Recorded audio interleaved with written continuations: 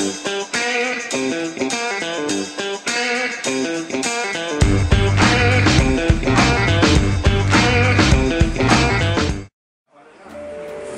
today I'll be comparing the wide-angle lenses that Sigma, Canon, and Tamron has to offer for the Canon mount. Let's first start with the Sigma. The Sigma, to begin with, it's very heavy, and the quality does seem very nice. Build quality is very sturdy. There is some resistance, a bit of resistance on the zoom ring, as well as there is a lot more resistance on the focus ring in comparison to the zoom ring. This lens, it seems very well built. I do like it. However, like many of the Sigma lenses, I do have a problem with this, the autofocus and manual switch. It does seem like they just slapped it on there with not caring if it matched the lens, or it just seems very cheap, and it doesn't match or feel like any part of the body of the lens. So that's kind of disappointing. However, with this lens you do get a lens hood, which is quite nice, and of course you have this lens cap. Let's take a look at the front element here. So as you're zooming in and out, as you can see slightly here, the barrel moves in and out. This may be a problem for some of you because like the Canon is all internal. I'll get to that in a second, but the barrel moves. The front element is quite large, but the zoom, the zoom ring is fairly smooth. Let's check out the mounts. The mount portion, it's middle mount as you would expect with how much money you'd be paying for this lens. And as you move in and out, this rubber seal here, or it's metal, it seems like. It's the element inside moves in and out. There's no front glass to protect the inner workings too much, but it does seem quite snug with the inside of the barrel, or inside of the lens. So as long as you're careful, you shouldn't have any problem with things falling into your lens or whatnot. This was taken at 10 f3.5 at a 50th of a second at ISO 500. This was taken at 20 f3.5 25th of a second at ISO 500. This is a focusing speed and picture test for the Sigma 10 to 20. We'll start with it 10, put it on infinity. Autofocus on, and 3, 2. It's fast. Now we'll go to 20, put it at infinity, autofocus on, 3, 2. Let's move on to the Canon. The Canon, first off, compared to the other two lenses, you do not get this lens. You do not get a lens hood that comes standard with the lens, so I guess that's one drawback to begin with. However, this is the smaller of the two lenses, the three lenses. As you can see with the other ones, they're a lot thicker, but the Canon one does seem a little more sleek, and this is the lightest of the three. The zoom ring is very smooth. However, when you hit 22 and 10, you hear this clicking sound, which it's maybe due because this is a used lens, but I'm not very fond of that. It's just it feels kind of cheap when it makes that sound.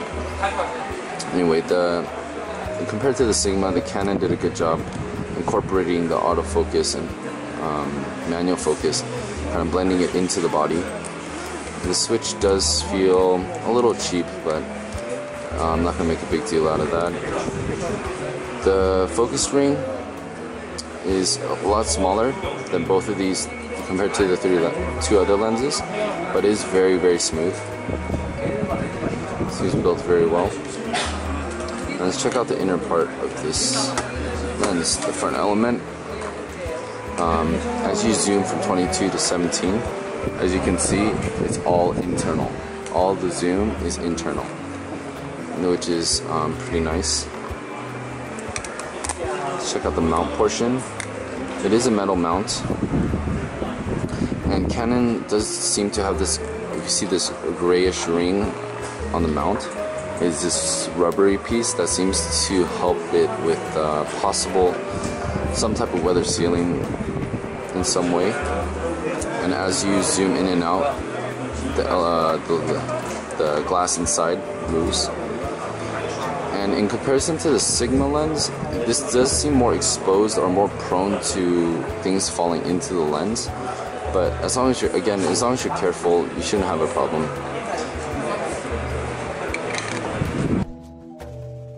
This was taken at 10 f4, 25th of a second at ISO 500.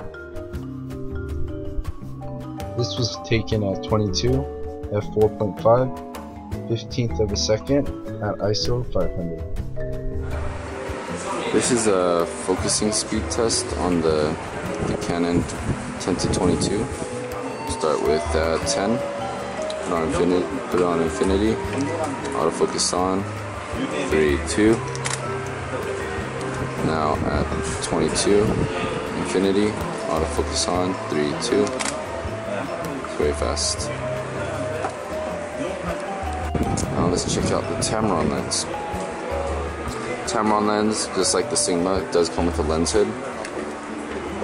Lens cap, it's a lens hood.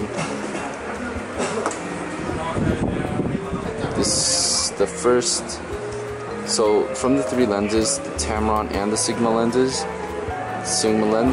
when you zoom in and out, the front barrel moves outside of the body, whereas the Canon's all internal. And so far as the build quality is concerned, it does seem quite sturdy. And from the three, I'd probably rate it. The Sigma does seem to be the best built, in my opinion, from how it feels. And the Canon and Tamron does seem, it seems to be a tie almost, in my opinion. But it's leaning a little toward Canon. However, it's fairly close. But the Sigma does seem to be the best built from the three. Alright, here's your autofocus, manual focus button. Again, this one's a little more incorporated into the body. It matches, whereas the Sigma doesn't really match. The zoom ring does have some resistance, more than the Canon, but less than the Sigma. And the focus ring is very, very smooth, almost loose. It's still quite nice. Let's check out the front element. As you move in and out, remember the barrel moves. And then let's check the mount portion of this lens. Again, so this shape of the mount is a little different compared to the other lenses, if you've noticed. This one seems to be the most prone to things going into the lens. As you can see how that huge gap it creates when you zoom inside, when you zoom the lens in and out. But it is a metal mount, and it does seem quite well built. This was taken at 10 f4, 25th of a second at ISO 500.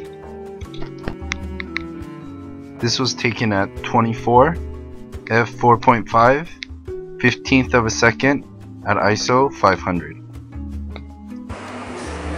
Alright, this is a focusing speed test on the Tamron 10-24, and we'll be testing this at ISO 500 and start with infinity. This is at 10 millimeters, 3, 2, very quiet, and put it to 24. Start with infinity, autofocus on, 3, 2, very fast. I hope this video helped you get a better understanding on the outside appearance and the cosmetic point of view on these lenses, and I hope this review helps you on your next purchase or your decision on your next wide angle lens. And thank you for watching.